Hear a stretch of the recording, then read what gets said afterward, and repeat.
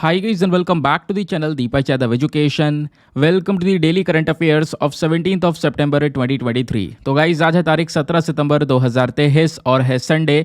आज की तारीख से जितने मोस्ट इंपॉर्टेंट करंट अफेयर्स बनेंगे उन सभी करंट अफेयर्स को हम यहाँ पर डिटेल से डिस्कस करेंगे। अगर मैं आपको बताऊँ तो आज हम लोग कोई भी नया करंट अफेयर का डिस्कशन नहीं करेंगे।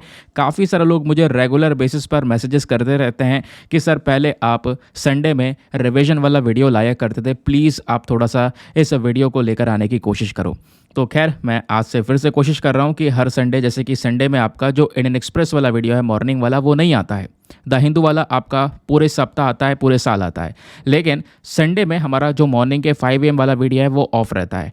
बट मैं कोशिश कर रहा हूँ आज से कि हर संडे को भी मैं एक रिवीजन सेशन आपके साथ में रखूँ। जैसे कि आज के वीडियो में हम लोग 10 सितंबर से लेकर 16 सितंबर तक जो भी हमने डिस्कशन किया है उसका एक रैपिड रिवीजन करेंगे, क्योंकि दोस्तों यूपीएससी के प्रिपरेशन में जो सबसे इम्पॉर्टेंट पॉइंट होता है वो है रिवीजन, जिसके ऊपर हम लोग बिल्कुल भी फोकस नहीं करते हैं।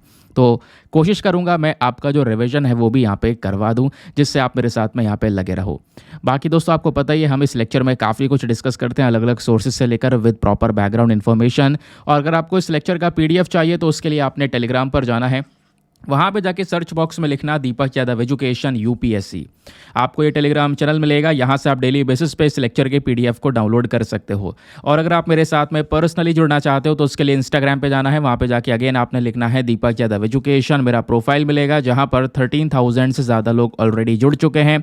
आप भी मेरे साथ में पर्सनली जुड़ सकते हो। नाउ फिर स्टार्ट करते हैं आज के इस रिवीजन को। ये सब कुछ हम ऑलरेडी डिस्कस कर चुके हैं पिछले मंडे से लेकर सैटरडे के बीच में। उसका बस मैं एक रैपिड रिवीजन करवा रहा हूँ ताकि आप लोग इन चीज़ों को वापस से रिकॉल कर सको, जो कि बहुत इंपॉर्टेंट भी हमारे एग्जामिनेशन के लिए, ये आपको भी पता है और मुझे भी पता है। तो सबसे पहले आर्टिकल से डिस्कस करेंगे दोस्तों। यहाँ पर MQ-9B प्रीडेटर ड्रोन के बारे में डिस्कशन किया गया था, हमने काफ़ी डिटेल से डिस्कस किया था। तो भारत अभी USA से ये MQ-9B प्रीडेटर ड्रोन को परचेज कर रहा है।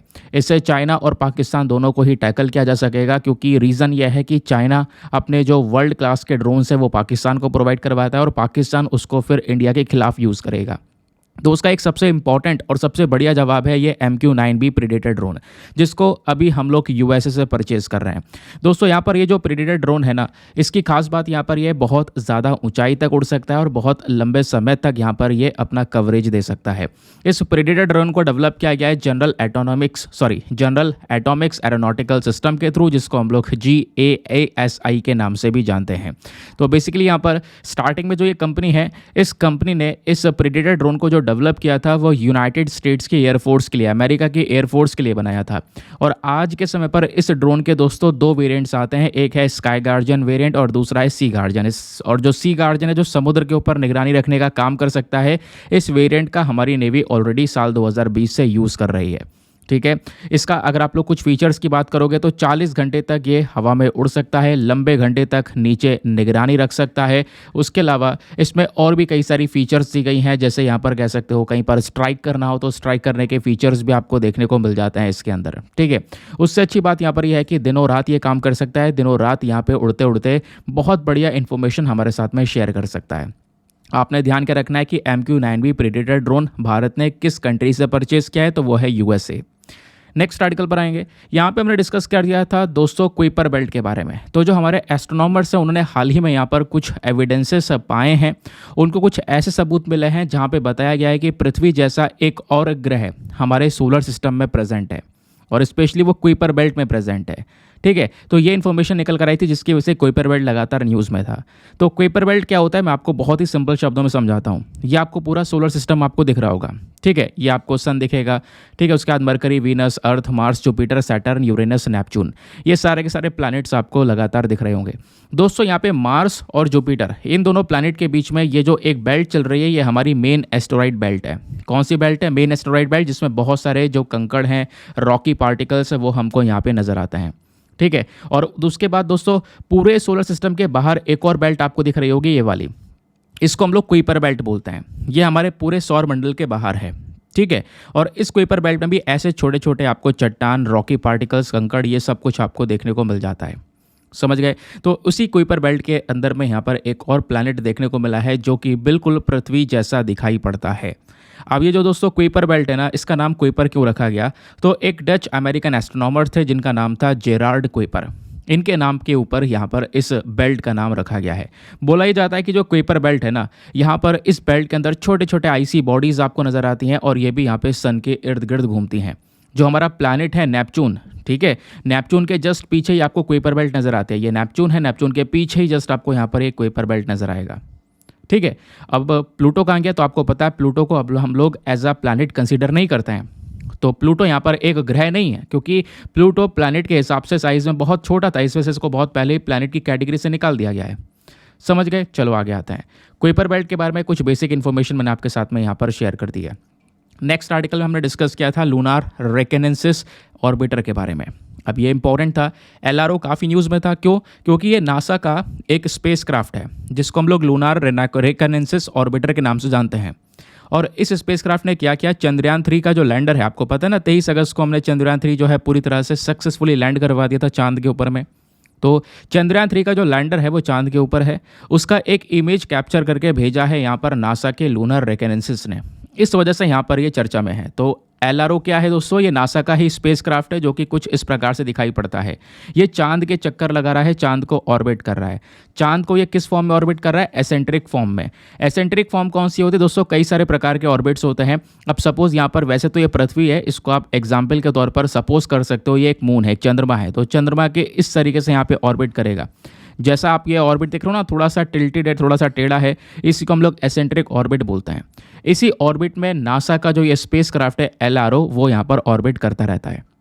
तो ये ध्यान रखना, नासा ने इस पूरे स्पेस क्राफ्ट को बहुत पहले भेज दिया था, लगभग 18 जून 2009 में। मेन मकसद ये था कि जो मून की जियोलॉजी है, वहाँ की ज्योग्राफी है, मिनरलॉजी है, एनवायरमेंट है, उसका यहाँ पर स्टडी किया जा सके। फिर उसके बाद में नेक्स्ट आर्टिकल में हमने डिस्कस किया था कैरिबियन फॉल्स मिसल के बारे में।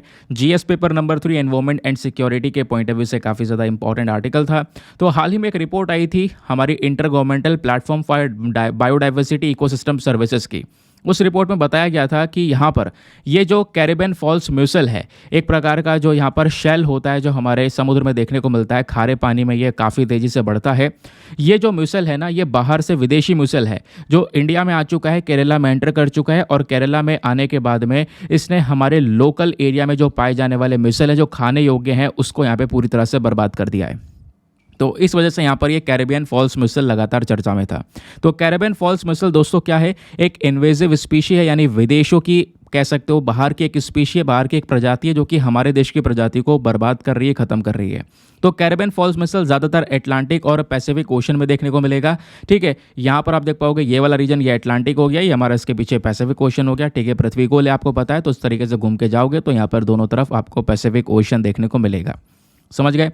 तो ये है हमारा यहाँ पर इसका लोकेशन कि कहाँ कहाँ पर ये पाया जाता है। उसके बाद बोला ये जा रहा है कि भारत में ये कैसे पहुँच गया। फिर जब इतनी दूर पाया जाता है तो इंडिया में पहुँचने का कोई मकसद ही नहीं है। देखो, इस समुद्र में तो पाया जाता है, लेकिन जो हमारे जहाज़ होते हैं, जहाज़ में बैलेस्ट वाटर भरा जाता है। ठीक है, उसी बैलेस्ट वाटर की वजह से जहाज़ को बैलेंस किया जाता है समुद्र के अंदर में। तो उस बैलेस्ट वाटर में घुस गया होगा ये, जिसकी वजह से यहाँ पर आप कह सकते हो इसकी एंट्री इधर इंडिया में आके केरला में हो चुकी है। तो ये वाले यहाँ पर कैरिबियन फॉल्स म्यूसल है जो बाहर से आए हैं, और यहाँ पर आप देखोगे इस तरीके से केरला के अंदर में जो लोकल म्यूसल्स हैं, इसको ये बर्बाद करते हुए नज़र आ रहे हैं। ठीक है, ये यहाँ पर आपसे डायरेक्टली पूछा जा सकता है ये क्या है, तो एक इन्वेजिव स्पीशी है।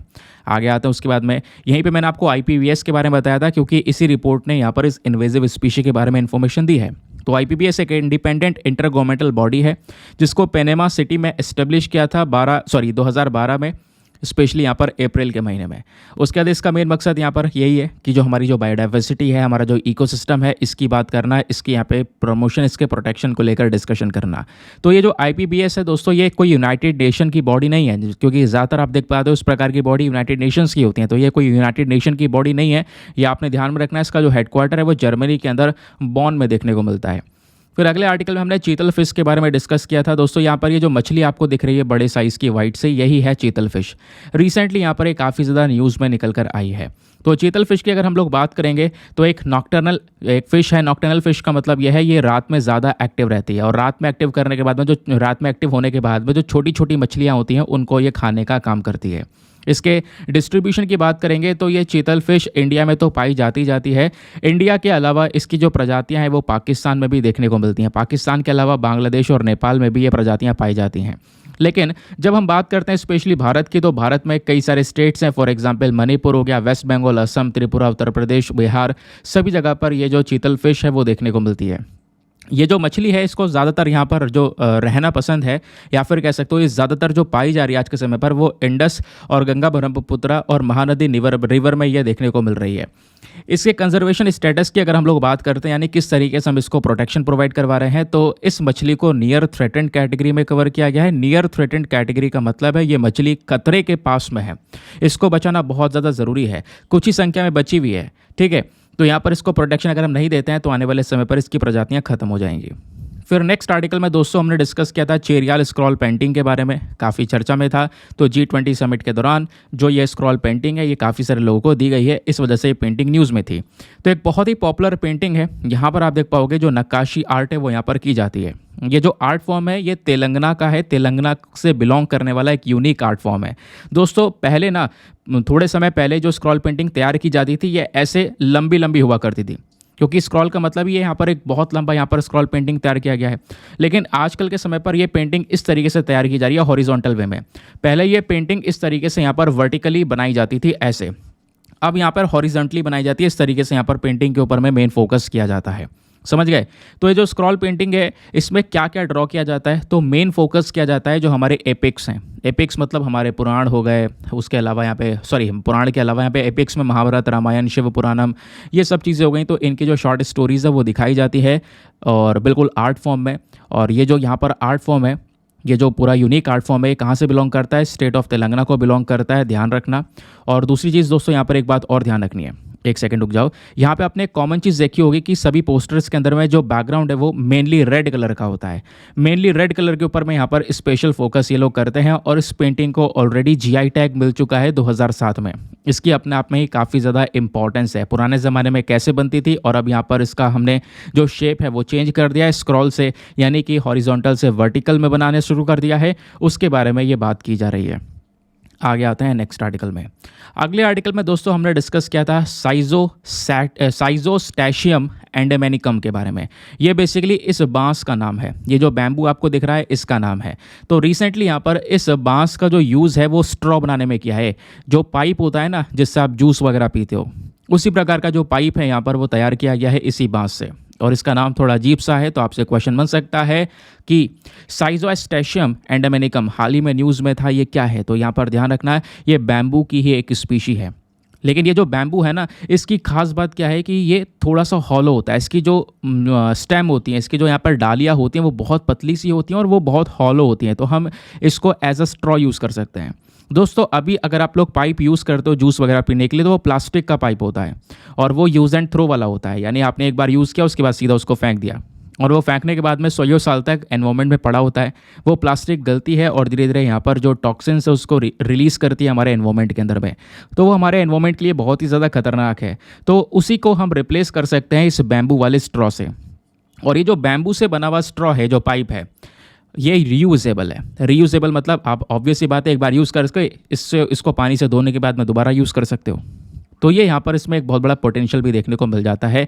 और क्योंकि यहाँ पर ये जो पूरा का पूरा स्ट्रॉ है, इसको यहाँ पर अभी कह सकते हो एक पेटेंट जारी कर दिया गया है, पेटेंट दे दिया गया है, और इसी वजह से यहाँ पर ये न्यूज़ में है, ठीक है। तो ये आपने दोस्तों ध्यान में रखना है। तो जो हमारी patent office of government of India है, इन्होंने यहाँ पर पेटेंट दे दिया है बॉटनिकल सर्वे ऑफ इंडिया को इस बैम्बू को लेकर। तो बॉटनिकल सर्वे ऑफ इंडिया क्या है, देखो बॉटनिकल सर्वे ऑफ इंडिया एक ऐसी बॉडी है जो कि मेजरली जो हमारे ये पेड़ पौधे हैं इनकी रिसर्च को लेकर, इनका सारा का सारा डेटा कलेक्शन को लेकर काम करती है। ये ministry of environment, forest and climate change के अंडर में आती है। ये बॉटनिकल सर्वे ऑफ इंडिया को 1890 में बनाया गया था सर जॉर्ज किंग के डायरेक्शन के अंडर में। बॉटनिकल सर्वे ऑफ इंडिया का जो हेडक्वार्टर है वो कोलकाता में आपको देखने को मिलेगा। फिर हमने डिस्कस किया था सेंट्रल एम्पावर्ड कमेटी के बारे में। तो हाल ही में सुप्रीम कोर्ट ऑफ इंडिया ने अपना जो ग्रीन वॉचडॉग कमेटी है, सेंट्रल एम्पावरमेंट कमेटी है, ठीक है, इसको यहाँ पे मिनिस्ट्री ऑफ एनवायरमेंट को सौंप दिया। तो सेंट्रल एम्पावर्ड कमेटी दोस्तों कौन सी है? इस कमेटी को ऑलरेडी 2002 में सेटअप कर लिया गया था। इसको बाद में फिर से रिकॉन्स्टिट्यूट किया गया 2008 में हमारे सुप्रीम कोर्ट के थ्रू। आज के समय पर जो ये कमेटी है ये हमारे एनवायरमेंट प्रोटेक्शन की बात करती है कि कैसे हम अपने एनवायरमेंट को आगे बचा सकते हैं, उसको सुरक्षित रख सकते हैं। तो यहाँ पर ministry of environment, forest and climate change के नोटिफिकेशन के दौरान हमें पता ये चलता है कि ये जो बॉडी है सीईसी, सेंट्रल एम्पावर्ड कमेटी, इसको एक परमानेंट स्टैचुरी बॉडी बनाया जाएगा जो कि बेसिकली प्रॉपरली एनवायरमेंट प्रोटेक्शन के ऊपर फोकस करेगी कि किस तरीके से हमें अपने एनवायरमेंट की सुरक्षा करनी है। तो दोस्तों यहाँ पर ये जो बॉडी है सीईसी, इसके अंदर में कौन कौन होगा? तो एक चेयरमैन होंगे जिनको 25 साल का एक्सपीरियंस होना चाहिए एनवायरमेंट की फील्ड में, ठीक है। उसके अलावा यहाँ पर जो उनकी जो एज है, उम्र है, वो 66 ईयर्स के आसपास होनी चाहिए। 66 ईयर्स की लिमिट रखी गई है। प्लस यहाँ पे वो जो व्यक्ति हैं वो जो एडिशनल सेक्रेटरी की रैंक होती है उससे बिलो लेवल के नहीं होने चाहिए, है ना। ये सब कुछ मैंने आपको बताया था। बाकी जो मेंबर सेक्रेटरी इसके देखने को मिलेंगे वो फुल टाइम सर्विंग ऑफिसर भी आपको देखने को मिल जाएंगे इसके अंदर में, जो कि काम करेंगे। और जो फुल टाइम सर्विंग मेंबर होंगे वो कम से कम डेप्यूटी इंस्पेक्टर जनरल की रैंक से नीचे के नहीं होने चाहिए। तो ये सभी लोग यहाँ पर मिलकर ये जो सेंट्रल एम्पावर्ड कमेटी है इसको चलाएंगे और एनवायरमेंट प्रोटेक्शन के ऊपर में एक स्पेशल फोकस करने वाले हैं। फिर नेक्स्ट आर्टिकल में हमने डिस्कस किया था पिको फ्लेयर जेट्स के बारे में। तो दोस्तों रिसेंटली काफ़ी ज़्यादा चर्चा में था क्योंकि यहाँ पे जो पाइको फ्लेयर जेट्स हैं ये देखने को मिले कुछ समय के लिए, और नासा ने यहाँ पर इसके ऊपर कुछ और रिसर्चेस जो हैं शुरू कर दी हैं क्योंकि रिसेंटली हम लोगों ने इस पाइको फ्लेयर जेट को डिटेक्ट किया है, इसके बारे में इन्फॉर्मेशन निकाली है। अब दोस्तों होता क्या है, पहले मैं आपको कुछ दिखाता हूँ। ये आपको यहाँ पे सन का एक स्ट्रक्चर नज़र आ रहा होगा। अब सूर्य में से कई सारी चीज़ें निकलती हैं। सूर्य का जो दोस्तों पूरा स्ट्रक्चर आप देखोगे तो ये सूर्य का जो रेड कलर का है वो मेन कोर है, जहाँ पे सारी की सारी जो एनर्जी है वो जनरेट होती है थर्मोन्यूक्लियर रिएक्शंस के माध्यम से। फिर ये जो किनारे किनारे आपको येलो कलर की लाइट दिख रही है दोस्तों, ये है सन का कोरोना, ये है सन का आउटर एटमॉस्फेयर जो कि मिलियंस ऑफ किलोमीटर्स तक फैलता है, ठीक है। और उसके बाद में यहीं पर एक और आपको लहर, ये जो लपटें है वो निकलती हुई नज़र आ रही होगी सूर्य में से, इसको हम लोग बोलते हैं फ्लेयर। फ्लेयर क्या होता है? बेसिकली सन में से एकदम से अचानक से बहुत सारी जो एनर्जी है वो रेडिएशन के फॉर्म में रिलीज होती है, तो ये फ्लेयर्स होती हैं। और इससे भी घातक एक और फ्लेयर होती है जिसको हम लोग पाइको फ्लेयर का नाम देते हैं। यही यहाँ पर पाइको फ्लेयर की डिस्कशन की जा रही है जिसको रिसेंटली अभी डिटेक्ट किया गया। तो ये जो पाइको फ्लेयर दोस्तों आपको देखने को मिलता है ये कुछ समय के लिए निकलता है और बहुत ही ज़्यादा हाई एनर्जी होती है इस पाइको फ्लेयर में, ठीक है। तो हम लोग इसकी स्टडी कर रहे हैं ताकि इसका इंपॉर्टेंस जान सकें, इससे इम्पैक्ट क्या पड़ेगा। क्योंकि दोस्तों आपको ये भी पता होगा, आपने देखा होगा स्पेशली जो हमारा वर्ल्ड है, वर्ल्ड में जो स्पेशली नदर्न वाले रीजन्स है, नॉर्थ वाले जो रीजन्स है, ग्रीनलैंड वगैरह आपको देखने को मिलेंगे जस्ट ऊपर, तो वहाँ पर इस प्रकार के जो बादल हैं हरे कलर के वो दिखाई देते हैं, जिसको हम लोग ग्रीन स्काई या नदर्न लाइट्स के नाम से भी जानते हैं। तो ये जो नदर्न लाइट्स है वो कैसे दिखाई पड़ती हैं, उसके पीछे का रीज़न ये सोलर फ्लेयर ही है। हमारा सूर्य में से कई सारी जो सोलर फ्लेयर्स हैं वो निकलती हैं, और वो सोलर फ्लेयर्स क्योंकि पृथ्वी को डायरेक्टली इम्पैक्ट नहीं कर सकती, क्योंकि पृथ्वी के आसपास मैग्नेटिक फील्ड्स होती है। जो आपको बैंगनी कलर की ये फील्ड्स, ये लाइनें बनी हुई दिख रही है ना, मैग्नेटिक फील्ड्स हैं। तो ये मैग्नेटिक शील्ड हमें ये पृथ्वी की जो ये सोलर फ्लेयर है, जो ये गर्म लपटें हैं, इससे बचाने का काम करती है। लेकिन यहाँ पर क्योंकि मैग्नेटिक फील्ड की वजह से जो ये सोलर फ्लेयर्स हैं ये ऊपर की साइड में ट्रांसफ़र हो जाती हैं, सोलर फ्लेयर्स कह रहा हूँ, सोलर विंड जो है ये ऊपर की साइड में ट्रांसफ़र हो जाती है, और ऊपर की साइड में ट्रांसफ़र होने के बाद में इस तरीके से केवल नॉर्थ और साउथ तक को टच कर पाती है। तो नॉर्थ और साउथ के एटमॉस्फेयर में जैसे ये एंटर करती है, उस एटमॉस्फेयर के साथ में मिलकर ये जो सोलर विंड है ये ग्रीन लाइट को प्रोड्यूस करती है। इस वजह से यहाँ पे हमें नॉर्दर्न लाइट्स जो है वो देखने को मिल जाती हैं। ऊपर वो लाइट देखने को मिलेगी तो वो नॉर्दर्न लाइट कहलाएगी, नीचे देखने को मिलेगी तो वो हमारी सदर्न लाइट कहलाएगी। सिंपल हो गया, ठीक है। तो अभी यहाँ पर हमने एक मिशन भेजा हुआ है नासा का, ये सूर्य को स्टडी करने के लिए मिशन है। तो इसका मेन ऑब्जेक्टिव यही है कि जो हमारा सन का कोरोना है उसके एटमॉस्फेयर की यहाँ पर एक प्रॉपर डिटेल स्टडी करना, ठीक है। और उसी ने यहाँ पर इन्फॉर्मेशन दी है कि भैया एक पाइको फ्लेयर जो जेट है वो हमें देखने को मिला है। फिर नेक्स्ट आर्टिकल में हमने डिस्कस किया था नेवल एक्सरसाइज वरुण के बारे में। अब रिसेंटली काफ़ी चर्चा में था, क्यों? हाल ही में जो फेज़ 2 है वरुण नेवल एक्सरसाइज का इंडिया और फ्रांस की नेवी में, वो रिसेंटली कंडक्ट किया गया है अरेबियन सी के अंदर में, ठीक है। तो ये इंडिया का मैप हुआ, ये हो गया अरेबियन सी। यहाँ पर भारत और फ्रांस के बीच में इस प्रकार से ये जो अभ्यास है इसको कंडक्ट किया गया है, जिसको हम लोगों ने नाम दिया है वरुण एक्सरसाइज। तो ध्यान रखना कि आपसे डायरेक्टली क्वेश्चन बन सकता है कि जो नेवल एक्सरसाइज ये कौन से दो देशों के बीच में होती है। तो भारत और फ्रांस के बीच में यहाँ पर जो अभ्यास होता है ये नेवल एक्सरसाइज कहलाता है। इन दोनों की स्पेशली नेवी के बीच में जो अभ्यास होगा वो नेवल एक्सरसाइज कहलाता है। और इस अभ्यास की शुरुआत दोस्तों 1993 में हो चुकी थी। ये जो एक्सरसाइज है इसके अंदर में आप देख पाओगे दोनों तरफ की जो नेवी है वो आपस में आती हैं, अपना जो पूरा अभ्यास है कंडक्ट करती हैं। अभ्यास कंडक्ट करने के साथ साथ काफ़ी सारी जो चीज़ें हैं वो एक दूसरे के साथ में शेयर करती हैं। इससे क्या होता है, इससे यहाँ पर दोनों कंट्रीज़ का जो डिफेंस रिलेशंस है वो और ज़्यादा मजबूत होते हुए नजर आते हैं। फिर हमने नेक्स्ट आर्टिकल में डिस्कस किया था Bharat the mother of democracy portal के बारे में। तो जो G20 की समिट चली है दोस्तों, इस G20 समिट के अंदर में एक पोर्टल, एक वेबसाइट लॉन्च की गई है जिसका नाम है Bharat the mother of democracy. तो दोस्तों यहाँ पर ये जो पोर्टल है, जो ये वेबसाइट है, इस वेबसाइट में यहाँ पर ढेर सारा जो कंटेंट है वो यहाँ पर दिखाया गया है किस चीज़ को लेकर, कि भारत की जो डेमोक्रेसी है उसका इतिहास क्या है। हमारा जो भारत का पिछला 7,000 साल का इतिहास है, पिछले 7,000 साल में भी हमने जो ये डेमोक्रेटिक एथोस है वो देखे हैं, डेमोक्रेटिक रूल्स एंड रेगुलेशंस हम लोगों ने देखे हैं, चाहे वो सिंधु से सरस्वती सिविलाइजेशन हो, ठीक है, और सिंधु सरस्वती सिविलाइजेशन से 2019 तक का समय हो, हमने यहाँ पे प्रॉपरली डेमोक्रेसी को लेकर रूल्स एंड रेगुलेशंस को देखा है। तो वो सारा का सारा जो इतिहास है डेमोक्रेसी को लेकर वो इस वेबसाइट पर अवेलेबल करवाया गया है। और जो भी यहाँ पर कंटेंट अवेलेबल है वो 16 भाषाओं में अवेलेबल है, जिसमें German, French, Spanish, Arabic, Portuguese, Italian, Turkish, Russian भी आपको देखने को मिलेगा। उसके अलावा इंग्लिश, हिंदी तो ऑब्वियस सी बातें होगी। नाउ दोस्तों, ये जो वेबसाइट है ना, इसको 5 अलग अलग सेक्शंस में डिवाइड कर दिया गया है। जैसे आप कह सकते हो कि 6000 से लेकर 2000 BC का समय जो है सिंधु सरस्वती सिविलाइजेशन, इसको अलग बांट दिया गया है। उसके बाद महाजनपड़ा और गणतंत्र का जो ये समय था 7 से लेकर 8 BC का समय, इसका सेक्शंस अलग हैं। विजयनगर एम्पायर का सेक्शन अलग है। मुगल एम्पर किंग का शासन का समय का जो है वो सेक्शन अलग है। कॉन्स्टिट्यूशन ऑफ इंडिया का सेक्शन अलग है। इलेक्शंस इन मॉडर्न इंडिया का सेक्शन अलग है। इस प्रकार के 5 अलग अलग सेक्शंस आपको देखने को मिल जाते हैं और इन सेक्शंस के अंदर भी ढेर सारे और छोटे छोटे सेक्शंस ऐड करे गए हैं, जिसमें पूरा का पूरा भारत का जो डेमोक्रेसी है पिछले 7,000 सालों का, उसको शोकेस किया गया है। फिर उसके बाद में दोस्तों नेक्स्ट आर्टिकल में हमने डिस्कस किया था भारत ड्रोन शक्ति 2023 के बारे में।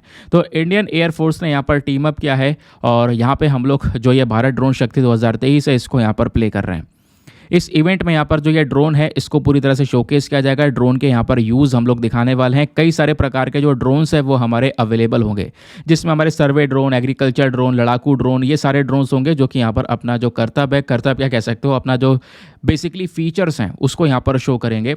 तो उन ड्रोन को लेकर यहाँ पर ये जो इवेंट है वो स्टार्ट किया गया था। फिर दोस्तों नेक्स्ट आर्टिकल में डिस्कस किया था एगाई सेमकू के बारे में। एगाई सेमकू बेसिकली यहाँ पर एक डायनासोर की बात कर रहे हैं। इसी के बेसिस पर आज का हम लोगों ने थंबनेल लगा दिया है। तो एक नई जीनस, एक नई स्पीशी, किसकी? टाइटेनोसॉरियन की। टाइटेनोसॉरियन डायनासोर जो होता है दोस्तों, उसकी एक नई स्पीशी का जो स्पीशी को डिस्क्राइब किया है डिटेल से, उस स्पीशी का नाम ही यहाँ पर आप कह सकते हो लगाई सेमकू है। तो दोस्तों यहाँ पर ये जो स्पीशी है गाई सेमकू, इसको हाल ही में डिस्क्राइब किया है हमारे रिसर्चर्स के थ्रू, और वो रिसर्चर्स बेसिकली यूएसए से बिलोंग करने वाले हैं। तो इन्होंने बताया है कि यहाँ पर ये जो डायनासोर है, ये डायनासोर हुआ करते थे आज से बहुत समय पहले, लगभग आज से 75 मिलियन साल पहले। वो बेसिकली लेट क्रिटेशियस एपोक का समय था। ऐसे डायनासोर्स वो दिखा करते होंगे, ऐसा अनुमान लगाया जा रहा है, जिनकी गर्दन बहुत ही ज़्यादा लंबी और बहुत ही ज़्यादा मोटी गर्दन हुआ करती थी। और ये प्लांट ईटिंग डायनासोर हुआ करते थे, जिसको हम लोग टाइटेनोसॉरिया के नाम से जानते हैं। उनको पेड़ पौधे खाना थोड़ा सा ज़्यादा पसंद था। नाउ इन वाले डायनासोर की स्पीशीज़ में कुछ डायनासोर की जो बॉडी का साइज़ है वो काफ़ी ज़्यादा बड़ा भी था, कुछ डायनासोर का बॉडी का साइज़ बहुत ही ज़्यादा छोटा भी था। तो यहाँ पर इनका जो एज है, यानी किस समय पर ये पाए जाते थे, वो क्रिटेशियस एपोक के समय पर पाए जाते थे। आपको पता है ना, पृथ्वी आज से लगभग 4.6 बिलियन ईयर्स पहले बनी थी। उसके बाद धीरे धीरे कई सारे पीरियड्स आते चले गए। जैसा आप यहाँ पर देख पाओगे, पेलोजोइक, मेसोजोइक, सेनोजोइक। तो पेलोजोइक, मेसोजोइक, सेनोजोइक, ये 3 इंपॉर्टेंट पीरियड्स हैं, जिसके अंदर अलग अलग और भी छोटे छोटे पीरियड्स आपको देखने को मिलेंगे। जैसे हम लोग यहाँ पर ट्रायसिक, जुरासिक, क्रिटेशियस की बात करते हैं, तो ये ट्रायसिक, जुरासिक, क्रिटेशियस वो टाइम पीरियड है जहाँ पर डायनासोर आए और ख़त्म हो गए। तो क्रिटेशियस पीरियड का जो लास्ट समय बेसिकली हम उसकी बात कर रहे हैं। तो आज से लगभग कह सकते हो 75 मिलियन ईयर्स पहले जो ये कह सकते हो इगाई सेमकू नाम का जो ये डायनासोर है, जिसको हम लोग टाइटेनोसॉरिया बोल सकते हैं, लंबी गर्दन के टाइटेनोसॉरिया होते हैं, इसके बारे में कुछ रिसर्चेस करके यहाँ पर डिफाइन करके हमें बताया था। फिर नेक्स्ट आर्टिकल में हमने यहाँ पर डिस्कस किया था ADB regional conference and PM गति शक्ति प्लान। तो दोस्तों यहाँ पर क्या हुआ, रीजनल कॉपरेशन एंड इंटीग्रेशन एक कॉन्फ्रेंस यहाँ पर ऑर्गेनाइज किया गया था एशियन डेवलपमेंट बैंक के थ्रू जॉर्जिया में, जहाँ पर भारत ने अपना PM गति शक्ति नेशनल मास्टर प्लान को समझाया। तो एशियन डेवलपमेंट बैंक के बारे में मैंने आप यहाँ पर डिटेल से समझाया था कि एशियन डेवलपमेंट एग्जैक्टली क्या है। तो एशियन डेवलपमेंट बैंक बेसिकली दोस्तों एक रीजनल डेवलपमेंट बैंक है, जिसको 1966 में बनाया गया है। ये हमारे एशिया और पैसिफिक के जो मेंबर्स हैं उनको लेकर यहाँ पर ये पूरा का पूरा कंट्रीब्यूशन देने के बाद में पूरा ये बैंक को डेवलप किया गया है। तो एशियन डेवलपमेंट बैंक में दोस्तों टोटल 68 मेंबर्स हैं, जिसमें से 49 जो हैं वो एशिया पैसिफिक से आते हैं और बाकी 19 जो हैं एशिया पैसिफिक से बाहर के हैं। इंडिया क्या इसका मेंबर है? बिल्कुल, इंडिया बहुत इंपॉर्टेंट मेंबर है, स्पेशली इंडिया एक इसका फाउंडिंग मेंबर भी कहलाता है। ठीक है, तो एशियन डेवलपमेंट बैंक की जब दोस्तों हम बात करते हैं तो इसके 5 सबसे बड़े शेयर होल्डर्स भी हैं। वो शेयर होल्डर्स कौन कौन से हैं? अमेरिका है, चाइना है, इंडिया है और ऑस्ट्रेलिया है। इस एडीबी का जो हेडक्वार्टर है वो फिलीपींस के अंदर, जो फिलीपींस की कैपिटल है मनीला, वहाँ पर आपको देखने को मिलेगा। ठीक है, ये बात आपने ध्यान में रखनी है। बाकी दोस्तों यहाँ पर पीएम गति शक्ति नेशनल मास्टर प्लान के बारे में यहाँ पर शोकेस किया गया है इस कॉन्फ्रेंस में, जो कॉन्फ्रेंस यहाँ पर रिसेंटली हुआ है। ठीक है, तो यहाँ पे आप अगर देखोगे तो नेशनल मास्टर प्लान में हमारा मेन मकसद है कि हम ढेर सारा इंफ्रास्ट्रक्चर को बनाएं, अपने रोड की जो कैपेसिटी है उसको इंक्रीज़ करें, रेलवे का ट्रांसपोर्ट बढ़ाएं, एयरपोर्ट्स, हेलीपोर्ट्स, एरोड्रोम्स को बनाया जाए, 4G कनेक्टिविटी गाँव-गाँव तक पहुँचाई जा सके। ये हमारे बेसिकली यहाँ पर इस गति शक्ति मास्टर प्लान का एक टारगेट है। फिर मैंने आपके साथ में यहाँ पे डिस्कस किया था shifting trends in online news consumption. पिछले कुछ समय पर दोस्तों यहाँ पर क्या हुआ है, एक रिपोर्ट पब्लिश हुई है 2023 की डिजिटल न्यूज़ रिपोर्ट। उस रिपोर्ट के अंदर बताया गया है कि बहुत सारा जो न्यूज़ मीडिया है, जैसे लोग यहाँ पर एक ज़माने में अखबार पढ़ना पसंद करते थे, आज के ज़माने में लोग अखबार पसंद नहीं करते। अखबार से ज़्यादा उनको ऑनलाइन न्यूज़ पसंद है। वो ऑनलाइन सोर्सेज को रेफ़र कर रहे हैं और ऑनलाइन भी न्यूज़ सोर्सेज को कम रेफ़र कर रहे हैं, सोशल मीडिया से ज़्यादा न्यूज़ कवरेज कर रहे हैं। तो ये चीज़ कहीं ना कहीं एशिया में थोड़ी सी ज़्यादा, स्पेशली भारत के अंदर भी ज़्यादा नज़र आ रही है। और लोग ना ऑनलाइन न्यूज़ पढ़ भी कम रहे हैं, लोग यहाँ पर न्यूज़ को देखना ज़्यादा पसंद कर रहे हैं, उनको सुनना या उनको देखना ज़्यादा पसंद कर रहे हैं। और यही चीज़ कई सारी कंट्रीज़ में हो रही है। जबकि फिनलैंड, यूके के अंदर में ज़्यादातर लोग यहाँ पे रीडिंग करना पसंद कर रहे हैं, लेकिन इंडिया में रीड करना कम, लोगों को सुनना ज़्यादा पसंद है। और दूसरी चीज़, यहाँ पर सोशल मीडिया प्लेटफॉर्म के ऊपर वो ज़्यादा विश्वास करके चल रहे हैं, वहाँ से न्यूज़ का कवरेज ज़्यादा कर रहे हैं। और मैं आपको बता दूँ दोस्तों, इंडिया में जो लोगों का ट्रस्ट है न्यूज़ के ऊपर में, वो ट्रस्ट बहुत ही ज़्यादा कम है बाकी सारे कंट्रीज़ के कंपैरिजन में। इंडिया का जो ये ट्रस्ट है वो 2021, 22, 23 ऐसे पिछले कई साल से आप देखोगे तो केवल 38% का बना हुआ है। जबकि फिनलैंड और पोर्चुगल जैसे देश आपको देखने को मिलेंगे जहाँ पर लोगों का ट्रस्ट 69%, 58% के आसपास आपको नज़र आएगा। तो इंडिया में जो न्यूज़ कंजम्पशन पैटर्न है वो बहुत तेज़ी से चेंज हो रहा है। उसके कई सारी चुनौतियां भी हैं। फेक न्यूज़ काफ़ी तेज़ी से फैल रही हैं, ठीक है, और फेक न्यूज़ की वजह से यहाँ पर जो हमारा यूथ है वो कहीं ना कहीं डिस्कनेक्ट हो रहा है। और सोशल मीडिया प्लेटफॉर्म दोस्तों न्यूज़ कंजम्पशन के लिए इतना अच्छा है भी नहीं, क्योंकि अगर आप लोग फेसबुक वगैरह से न्यूज़ पढ़ना चाह रहे हो तो वहाँ पर केवल आपका मन पसंदीदा चीज़ें ही मिलती रहेंगी। यानी जो आप देखना चाहते हो, जो आप देख रहे हो, उसी से संबंधित जो पूरा एल्गोरिथम है वो सेट होता है, उसी के बेसिस पर सारा डेटा आपको मिलता रहता है। फिर हमने डिस्कस किया था वोल्टेज गैप फंडिंग स्कीम के बारे में for battery energy storage system. तो हाल ही में हमारा यूनियन कैबिनेट ने ये स्कीम को अप्रूवल दिया है। इससे बैटरी एनर्जी स्टोरेज सिस्टम को हम लोग बनाएंगे। दोस्तों बैटरी एनर्जी स्टोरेज सिस्टम क्या होती है? देखो, नाम से पता चल रहा है कि एक ऐसी बड़ा सा डब्बा, एक ऐसी बड़ी सी बैटरी रहेगी जिसके अंदर में ढेर सारी एनर्जी, ढेर सारी बिजली को स्टोर करके रखा जाएगा। बात यह है वो एनर्जी कौन सी है, वो इलेक्ट्रिसिटी कौन सी होगी, वो एनर्जी रिन्यूएबल एनर्जी होगी दोस्तों। ठीक है, रिन्यूएबल एनर्जी जैसे कि सोलर एनर्जी। अब सोलर एनर्जी को बनाने के पीछे कोई पोल्यूशन थोड़ी ना हो रहा है, सीधा हम सूर्य की ऊर्जा का यूज़ कर रहे हैं, सोलर पैनल का यूज़ कर रहे हैं, उससे इलेक्ट्रिसिटी को बना रहे हैं, उसी एनर्जी को यहाँ पर स्टोर किया जाएगा। और जब जब यहाँ पर रिक्वायरमेंट होगी, जब जब एनर्जी का या इलेक्ट्रिसिटी का शॉर्टेज होगा, तब तब हम इस डिब्बे का यूज़ करेंगे, इस बैटरी स्टोरेज का यूज़ करेंगे। तो बेसिकली इसी के लिए यहाँ पर इस बैटरी स्टोरेज सिस्टम को एक अप्रूवल रिसेंटली दिया गया था, इस वजह से ये न्यूज़ में था। फिर हमने डिस्कस किया था नेशनल आयुष मिशन को लेकर। तो हाल ही में यहाँ पर एक रीजनल रिव्यू मीटिंग हुई थी नेशनल आयुष मिशन को लेकर, जहाँ पर हमारा मेन मकसद है कि हम इसको बड़े लेवल पर लेकर जाएंगे। ठीक है, कुछ खास यहाँ पर बातें नहीं थी, इस वजह से मैंने ज़्यादा डिटेलिंग से आपको बताया नहीं था। फिर क्वाड के बारे में कुछ बेसिक इन्फॉर्मेशन, कुछ तथ्य मैंने आपको बताए थे, क्योंकि आपकी बार 26 जनवरी 2024 में जो रिपब्लिक डे परेड होगी, तो हो सकता है वहाँ पर उस रिपब्लिक डे परेड पर क्वाड ग्रुप के जो लीडर्स हैं उनको इन्वाइट किया जाए, क्योंकि हर साल हम किसी न किसी लीडर को इन्वाइट करते हैं। तो पॉसिबिलिटी है कि नेक्स्ट ईयर क्वाड ग्रुप के लीडर्स को इन्वाइट किया जाए। क्वाड ग्रुप का जो आइडिया है दोस्तों, देखो क्वाड के अंदर में आपको पता है ना 4 कंट्रीज़ है, कौन कौन सी? ऑस्ट्रेलिया, जापान, इंडिया और साथ ही साथ में यहाँ पर यूएसए इधर कर दो और जब ऑस्ट्रेलिया इधर कर दो। तो ये कुछ कंट्रीज़ आपको देखने को मिल जाती हैं दोस्तों, जो आज के समय पर इस क्वाड का हिस्सा है।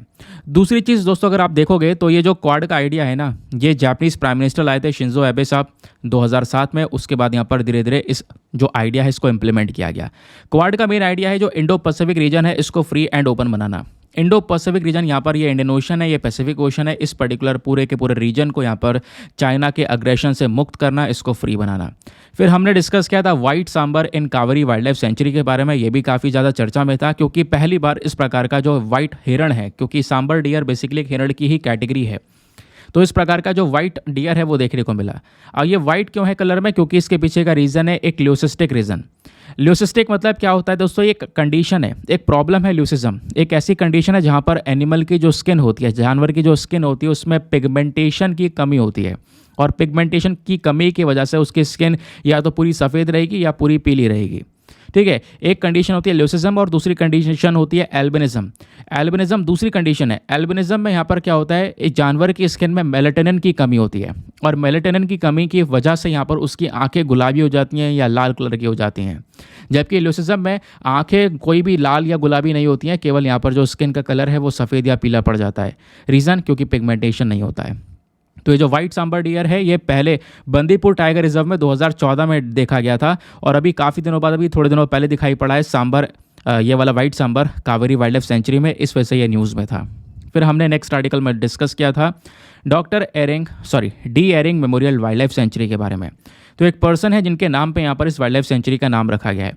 तो हाल ही में यहाँ पर कुछ जानवरों को रेस्क्यू करके इसमें रिलीज़ किया गया, जिसकी वजह से न्यूज़ में था। तो दोस्तों यहाँ पर ये जो D'Ering wild life sanctuary है ये अरुणाचल प्रदेश नाम के राज्य में आपको देखने को मिलेगी। इस सेंचुरी को 1977 में इस्टेब्लिश किया गया था। एक बहुत ही इंपॉर्टेंट पर्सन है जिनका नाम है डेइंग एरिंग। ठीक है, एक बहुत ही जाने माने इंडियन पॉलिटिशियन थे जिनका फोटो आप यहाँ पर देख पा रहे होंगे। इन्हीं के नाम के ऊपर ये जो वाइल्ड लाइफ सेंचुरी है इसका नाम रखा गया है। ठीक है, आगे आते हैं। फिर नेक्स्ट आर्टिकल में डिस्कस किया था ग्रैंड इथियोपियन रेनाइसेंस डैम के बारे में।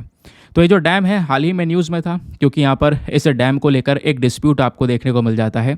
किस किस के बीच में, सूडान के बीच में। एक तरफ यहाँ पर आपको सूडान देखने को मिलेगा, दूसरी तरफ आपको इथियोपिया देखने को मिलेगा। वैसे दोस्तों यहाँ पे ये जो डैम है, नाम सही पता चल रहा है ग्रैंड इथियोपियन रेनाइसेंस डैम, ये इथियोपिया नाम के देश में है। इथियोपिया बेसिकली यहाँ पर एक अफ्रीकन कंट्री है जो कि जस्ट हॉर्न ऑफ अफ्रीका पर लोकेटेड है। यहाँ पे नाइल नदी जाती है, आपको पता होगा इस तरीके से नाइल नदी गुजरती है, इजिप्ट को क्रॉस करके सीधे ऊपर मेडिटेरेनियन सी में गुजर जाती है। एक लॉन्गेस्ट रिवर है हमारे पूरे दुनिया की। ठीक है, यहीं पर एक नदी और है, इथियोपिया से एक नदी निकल कर जाती है और जाके नाइल में मिल जाती है। यानी कि नाइल नदी की सहायक नदी है यहाँ पे जो इथियोपिया से जाती है। इसी नदी के जस्ट पास में ही क्या हुआ है, ये जो डैम है, ये खासकर ग्रैंड इथियोपियन रेनाइसेंस डैम, इसको बनाया गया है। तो जो ग्रैंड इथियोपियन रेनाइसेंस डैम है दोस्तों, इसको ब्लू नाइल के ऊपर बनाया गया है। ब्लू नाइल जो कि हमारी नाइल नदी की एक इंपॉर्टेंट ट्राइब्यूटरी है, एक सहायक नदी है। तो ये जो डैम बनाया जा रहा है, इस डैम की जो कैपेसिटी वो 6.45 गीगावाट के आसपास है। अगर ये तैयार हो जाता है तो तैयार होने के बाद में पूरे अफ्रीका का सबसे ज़्यादा पावरफुल प्लांट आपको ये देखने को मिल जाएगा। ठीक है, उसके अलावा जो तो दोस्तों यहाँ पर मैंने आपको बताया कि पहले डिस्प्यूट भी चल रहा है। इजिप्ट सूडान के बीच में काफ़ी ज़्यादा लड़ाइयाँ चल रही हैं, डिस्प्यूट्स चलते हुए नज़र आ रहे हैं। इथियोपिया के बीच में डिस्प्यूट चलता हुआ नज़र आ रहा है कि भाई यहाँ पर जो पानी है इसको ज़्यादा डिवाइड कर दिया जाएगा, ज़्यादा डाइवर्ट कर दिया जाएगा, जिससे जो पानी है जिस तरीके से आज के समय पर लोगों को मिल रहा है उस तरीके से ये पानी लोगों को नहीं मिल पाएगा। इस वजह से यहाँ पर ये न्यूज़ में था। फिर हमने नेक्स्ट आर्टिकल में दोस्तों डिस्कस किया था heads of Asian coast guard agencies meeting के बारे में। तो हाल ही में यहाँ पर ये मीटिंग हुई है टर्की की कैपिटल इस्तांबुल में, इस वजह से यहाँ पर ये न्यूज़ में था। तो heads of Asian coast guard agency meeting, जहाँ पर हमारी जो एशियन कंट्रीज़ हैं उनके जो कोस्ट गार्ड हैं वो सभी पहुँचते हैं और उनकी जो मीटिंग है वो यहाँ पर की जाती है, ताकि आपस में जो कॉपरेशन है उसको यहाँ पर और मजबूत कर सके। जो हमारा समुद्र वाला रीजन है, खासकर एशिया पैसिफिक ओशन है, इसको सेफ और सिक्योर यहाँ पर बनाया जा सके। जो दोस्तों इसकी लास्ट मीटिंग हुई थी, वैसे अभी ये जो मीटिंग के बारे में हमने डिस्कशन किया है 2023 की मीटिंग है। ये कहाँ पे हुई है? ये हुई है टर्की के इस्तांबुल में। लेकिन जो 2022 वाली जो मीटिंग थी, 2022 वाली मीटिंग बेसिकली 18वां एडिशन था, वो इंडिया में हुआ था। उस समय पर आपने देखा होगा, जो स्टार्टिंग मैंने आपको फोटो दिखाया था, ये वाला फोटो, हमारे जो डिफेंस मिनिस्टर राजनाथ सिंह जी वो भी आपको दिख रहे होंगे। तो ये वाला मीटिंग न्यू दिल्ली में हुआ था। फिर आते हैं नेक्स्ट आर्टिकल में। फिर हमने यहाँ पर डिस्कस किया था सालेम सागो के बारे में। ये क्या है? ये बेसिकली एक साबूदाना है जिसको रिसेंटली जीआई टैग दिया गया है। तो हाल ही में यहाँ पर इसको जीआई टैग मिला है, जिसकी वजह से न्यूज़ में है। तो सागो बेसिकली एक टेपियोका से निकल कर आता है। टेपियोका क्या है? तो दोस्तों यहाँ पर ये आपको देखने को मिलेगा, हिंदी में इसको शायद कसावा कहा जाता है, तो ये यहाँ पर टेपियोका है। तो टेपियोका से यहाँ पर क्या बनता है? ये आपको गंजी की तरह लग रहा होगा, स्वीट पोटैटो की तरह लग रहा होगा, लेकिन ऐसा नहीं है यार, है ना। ये टेपियोका बोला जाता है इसको। अब दोस्तों यहाँ पे बोला यह जाता है कि जो ये टेपियोका है ना, इसी से हम लोग क्या करते हैं? साबूदाना बनाते हैं। इसी का जो यहाँ पर स्मॉल हार्ट ग्लोब्यूल्स है उसका यहाँ पर यूज़ करके छोटे छोटे यहाँ पर जो दाने हैं वो यहाँ पे बनाए जाते हैं, और इसी से बने हुए साबूदाने को रिसेंटली जीआई टैग मिला है। तो थोड़ा सा टेपियोका के बारे में बात करेंगे। तो टेपियोका एक इंपॉर्टेंट हॉर्टिकल्चर क्रॉप है, लगभग तमिलनाडु के 3 लाख हेक्टेयर के ज़मीन में उगाई जाती है। इसको रेड लेटराइट डोमी सॉइल में बेहतरीन तरीके से उगाया जा सकता है। उसके अलावा जीआई टैग इसको दिया गया है। जीआई टैग क्या होता है आपको पता है ना? किसी भी प्रोडक्ट को अगर जीआई टैग मिलता है तो उस प्रोडक्ट की जो क्वालिटी है उसके बेसिस पर जीआई टैग को दिया जाता है। ठीक है, जीआई टैग देने से क्या होगा कि वो जो प्रोडक्ट है उसको कोई दूसरा कॉपी भी नहीं कर सकता, उसको एक इंपॉर्टेंस मिल जाएगी। और जीआई टैग हमेशा 10 साल के लिए जो है वैलिड होता है और इसको हम लोग बार बार रिन्यू भी करवा सकते हैं, 10 ईयर्स के बाद में उसको रिन्यू करवाया जा सकता है। फिर हमने डिस्कस किया था फूड एंड एग्रीकल्चर ऑर्गेनाइजेशन के फूड प्राइस इंडेक्स के बारे में। तो हाल ही में फूड एंड एग्रीकल्चर ऑर्गेनाइजेशन ने फूड प्राइस इंडेक्स के जारी किया और बोला कि अगस्त के महीने में आप अगर देखोगे तो जो खाने पीने की चीज़ों के जो दाम है वो यहाँ पर थोड़े से कम होते हुए नजर आए। ठीक है, थोड़ी सी ये इन्फॉर्मेशन निकल कर आई थी जिसकी वजह से हमने यहाँ पर यह डिस्कशन किया था। तो फूड एंड एग्रीकल्चर ऑर्गेनाइजेशन नाम की जो ये बॉडी है दोस्तों, FAO, ये क्या करता है, हमारे फूड के प्राइसेस, खाने पीने के जो चीज़ों के दाम है उसको मापने का, उसको मेजर करने का ये काम करता है। ठीक है, ये आप लोग ध्यान में रखना। इसका जो बेस ईयर है वो 2014 से 16 का बेस ईयर आपको देखने को मिल जाता है। ये एक स्पेशलाइज एजेंसी है यूनाइटेड नेशन की, इसका हेडक्वार्टर इटली के रोम में है। मेंबर कंट्रीज़ की बात करेंगे तो फूड एंड एग्रीकल्चर ऑर्गेनाइजेशन में टोटल 195 मेंबर्स आपको देखने को मिल जाते हैं और इन 195 मेंबर्स को तोड़कर अगर पढ़ोगे तो 194 तो स्पेशल कंट्रीज़ हैं। बाकी यहाँ पर एक पूरा यूरोपियन यूनियन है जिसमें आपको 27 नेशंस आपको देखने को मिल जाते हैं।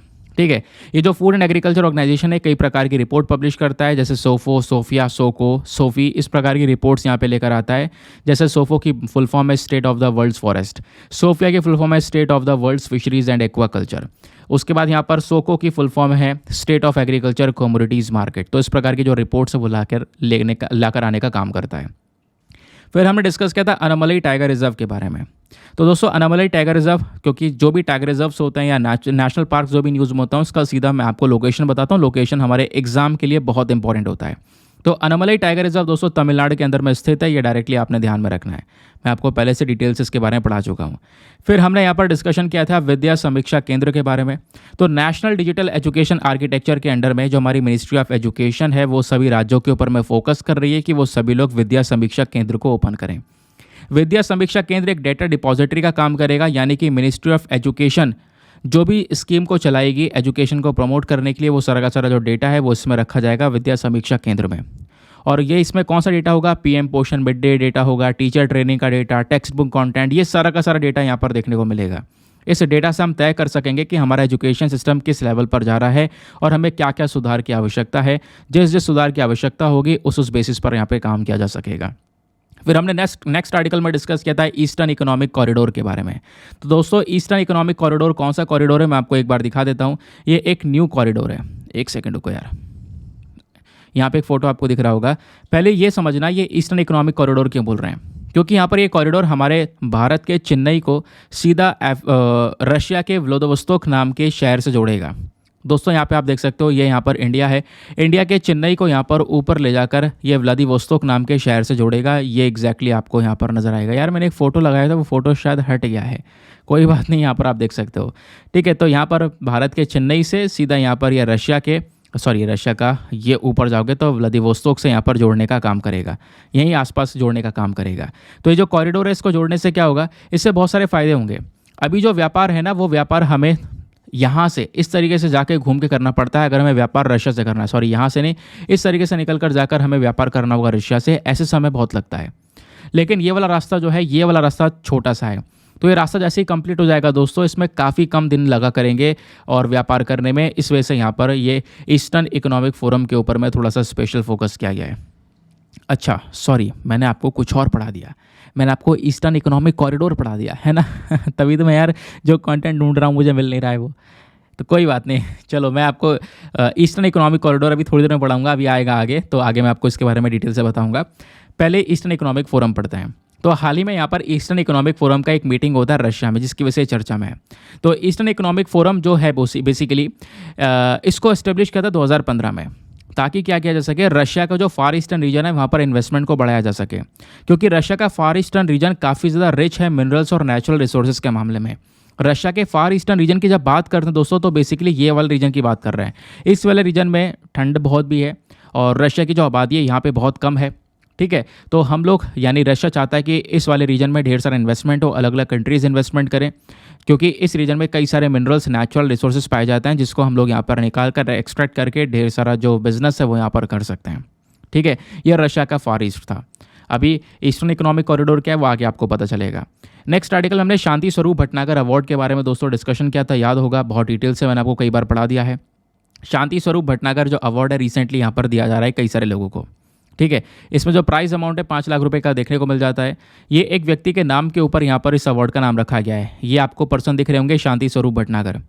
तो ये इंडिया के जाने माने साइंटिस्ट थे। इनका जन्म होता है 1894 में और मृत्यु होती है 1955 में।